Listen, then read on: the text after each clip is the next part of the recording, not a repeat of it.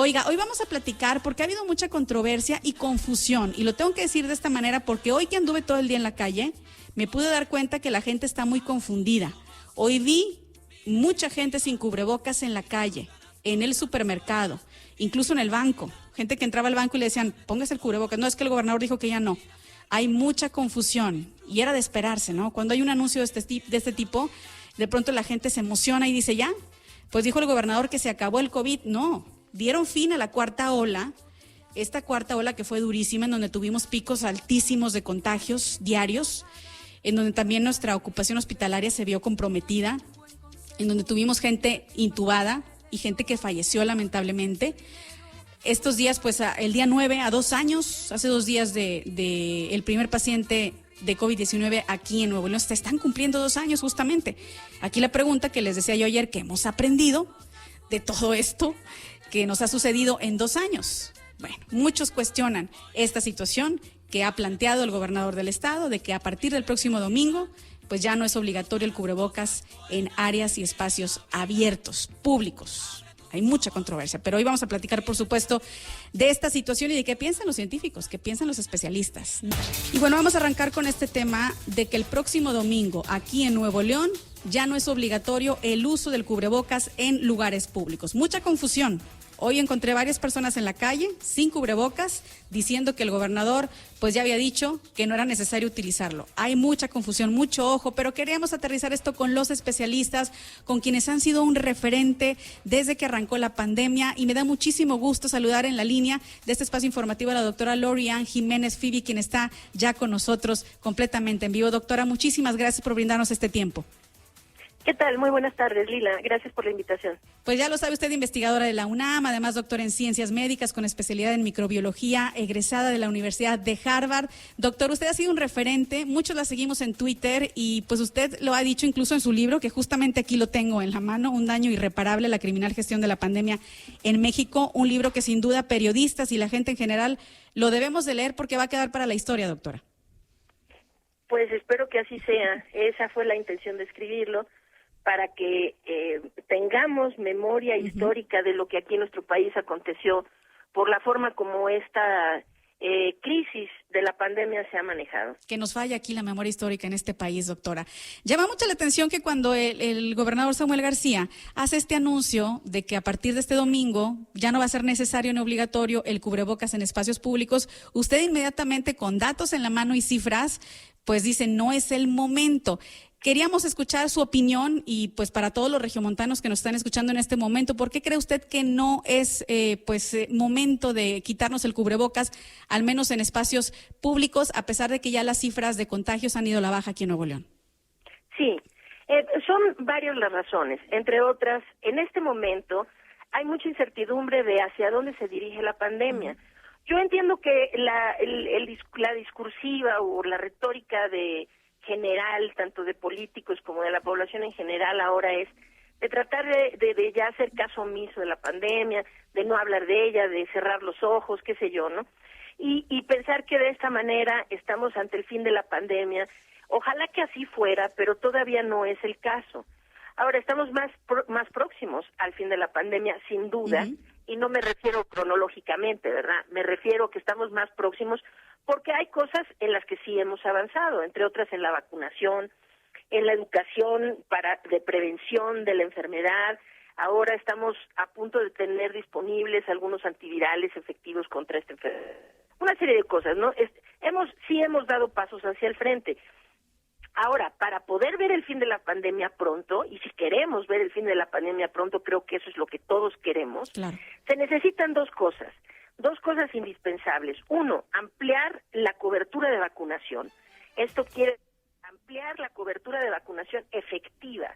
Con efectiva me refiero a que sea con vacunas que sepamos que son, que tienen que confieren una protección adecuada contra el virus que hoy nos está infectando, que no es el mismo que el que nos infectaba hace 6 meses o 1 año o 1 año y medio o 2 años. Hoy el virus que nos infecta es la variante Omicron, propiamente ahora es la subvariante BA2, Todavía en México BA1 es la predominante, pero va a empezar y está empezando a tomar su lugar y a desplazar a BA1, su variante BA2 de Omicron. Entonces necesitamos vacunas, y entonces ya vacunas como Sinovac, por ejemplo, pues no son efectivas contra este virus, vacunas como CanSino no son efectivas contra este virus. Necesitamos vacunar a la población con vacunas efectivas como AstraZeneca, como Moderna, como Pfizer, ¿sí? Con este tipo de vacunas. Eso es una. No dejar que pase demasiado tiempo entre últimas dosis, porque la población necesita refuerzos para mantener esa protección inmunológica. Y necesitamos ampliar la cobertura, desde luego, para incluir también a las poblaciones de menores de edad a partir de los 5 años, ¿no? Yo sé que en el estado de Nuevo León el gobernador, y esto es algo muy bueno que ha hecho, que es procurar vacunar a los menores de edad, llevándolos a cruzar la frontera, y del otro lado ahí vacunarlos, ¿no? Aquí la situación es que no hay datos, es decir, no se tienen datos para saber, es decir, la población tiene opción de que se ha llevado a muchos niños. Y sin duda, pues los políticos siempre son buenos en hacer que la población tenga este tipo de percepciones, pero vendría mejor que se tuvieran los números duros, ¿no? Es decir, los números de efectivamente cuántos niños han recibido primeras y segundas dosis, ¿no? Y de ellos, los que son de 12 años en adelante también deben recibir su refuerzo, ¿no? Después de 6 meses. Bueno, después de entre 5 y 6 meses, ¿no? Exactamente. En fin, necesitamos, el resumen es esto, y para ir a lo de los cubrebocas, para que podamos ver pronto el fin de la pandemia, necesitamos vacunación efectiva con cobertura amplia, y con amplia me refiero a cerca del 90% de la población necesita estar vacunada. Que no la tenemos. Y no se tiene, definitivamente no se tiene. Lo segundo es que hay que mantener las medidas de mitigación de la propagación del virus, es decir, las medidas preventivas contagios. Y la razón de estas, hay muchas razones, pero una de las más importantes es porque en la medida que dejemos al virus que se siga transmitiendo, esto predispone a la generación de nuevas variantes. Ahorita estamos en un punto en el que podríamos estar una de dos, o saliendo de la pandemia o en el escenario perfecto para que una variante nueva llegue en este momento a desplazar a la variante Omicron, ¿sí? Entonces, no queremos eso, y para eso necesitamos detener la transmisión. Y usted lo ha dicho, ¿no? La forma más efectiva, siempre usted lo ha dicho. La forma más efectiva de detener la transmisión es precisamente mediante el uso de mascarillas. Medidas de mitigación. Usted lo ha dicho de manera incansable, doctora. Medidas de mitigación, esto que pues no lo ha hecho en nuestro país, incluso el presidente. Yo recuerdo cuando inició la pandemia, veías gente en la calle que decías, póngase el cubrebocas, gente de la tercera decía, pues el presidente no se lo pone, ¿por qué me lo voy a poner yo? Algo parecido me tocó el día de hoy, gente que piensa que ya por el anuncio que hizo el gobernador de manera muy confusa, pues ya no es necesario. No se dio fin a la pandemia, señores, se dio fin a la cuarta ola. Hay mucha confusión y bueno, es a partir del domingo y solamente en espacios públicos abiertos. Hay otra cuestión que nos preocupa, doctor. Hace un día la OMS confirmó la existencia de la variante Deltacron, que es una combinación de Delta y Omicron. Y aquí es cuando pues pensamos, ¿esto se va a seguir replicando, se va a seguir mutando el virus y las variantes? Sí, el virus sigue activamente mutando. En este momento, esa supuesta Deltacron, en realidad, pues sí, ha sido identificada, no necesariamente es una variante que ahorita deba preocuparnos porque no ha mostrado la capacidad para poder competir suficientemente bien con Omicron y desplazarla. Entonces, ahorita no es motivo de preocupación, pero sí, el virus sigue activamente mutando, está mutando todo y es precisamente durante estas bajas, estas mesetas que se hacen en la bajada de las olas grandes, ¿no? En donde el virus ahora ya no es el linaje principal de la variante, sino que se empieza a subdividir. Ahora Omicron precisamente está subdividido ya en BA1, BA11, BA2 y BA3, ¿no? En estas divisiones, en las mesetas bajas, es lo que pasó con Delta, antes pasó lo mismo con Alfa, y ahora exactamente estamos en ese momento, en el que estamos en el escenario perfecto para que una variante nueva llegue. Esto es posible. Y Lila, acabas de decir algo que es muy importante, y diste exactamente en el clavo. Lo que estamos viendo ahorita es el fin de la ola Omicron, correcto, pero Omicron ha sido una ola más. No sé por qué se ha propagado esta discursiva de que esto marcaba de alguna forma el fin de la pandemia. Como si fuera la última, ¿no? Sí, es decir, esta ha sido una ola más, una variante más que ha producido olas fuertes, pero esto no nos quita que venga olas adicionales y nuevas variantes a hacer esto. Lo del gobernador de Nuevo León a mí se me hace esto. Creo que trató, y lo entiendo así, que trató de tener la responsabilidad en su mensaje de decir que no era obligatorio en espacios abiertos. Hizo esa puntualización, ¿no? De que no en espacios abiertos, queriendo decir que sí en espacios cerrados. Pero aquí lo que hizo el gobernador fue abrir la caja de Pandora. Exacto. Porque ese es el problema. Porque cuando le empezamos a decir a la población, ahora puedes quitarte el cubrebocas cuando esto o cuando lo otro, o en esta situación o en la otra, quiere decir que la gente empieza a desechar por completo el cubrebocas. No solo eso, otros gobernadores en otras entidades federativas van a seguir su ejemplo porque la gente está cansada de las medidas preventivas, del uso del cubrebocas, y cuando un gobernante dice, ahora sí ya nos podemos quitar el cubrebocas, pues todo el mundo aplaude y dice, gracias a Dios, ¿no? Pero esto no necesariamente es lo mejor para la salud y la conservación de la vida de la gente, ¿no? Entonces, creo que lo que hizo el gobernador fue abrir la caja de Pandora y eso es muy, muy irresponsable.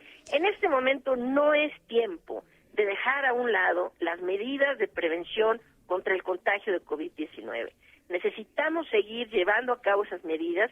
Claro, ahora podemos salir, podemos hacer actividades, siempre y cuando todo esto lo hagamos con la precaución de utilizar la mascarilla, el cubrebocas adecuadamente, de ventilar los espacios cerrados y de procurar evitar aglomeraciones. Si hacemos estas cosas, podemos tener actividades relativamente normales con bajo riesgo de contagio. Pues ahí está la recomendación. Y a quienes digan que Omicron es una gripita, doctora, pues no, a mí empezando este 2022 me tumbó, me sacó 2 semanas de circulación, a mí, a mi familia, porque fuimos varios los contagiados, así que creo que no podemos bajar la guardia a quienes ya nos dio cualquiera de las variantes de COVID y la libramos, doctora, porque pues aquí en Nuevo León miles y miles se fueron, no lograron salir ventajosos de esta enfermedad, muchos perdimos familiares incluso también, entonces aquí le preguntas ¿qué hemos aprendido hasta ahora? Así es, y acabas de decir algo muy importante, que es la gente está haciendo de lado esta variante, siguiendo esas discursivas falsas, en donde Omicron es más leve, vino a salvarnos para darle inmunidad a la población y a que esto se vuelva endémico y qué sé yo. A ver, nada más quiero a los escuchas darles un dato que es realmente escalofriante. Es decir, en 2 meses antes de que justamente la fecha cuando Omicron se describió y que todavía no estaba en el mundo, vamos a decir esto es el 19 de noviembre del año pasado, ¿no? Sí. El Omicron se describió el 24 de noviembre, unos días después. De ese día a 2 meses más tarde, que fue en enero, vamos a decir el 19 de enero, se sumaron en el mundo más de 388,000 muertes.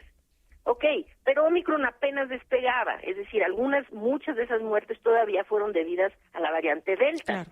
Pero ahora, en los últimos 2 meses, es decir, de esa fecha de mediados de enero al día de hoy, se han sumado 511,107 muertes, es decir, más de 500,000 de muertes en el mismo tiempo. Entonces, quien diga que Omicron es más leve, no está haciendo otra cosa más que mentir.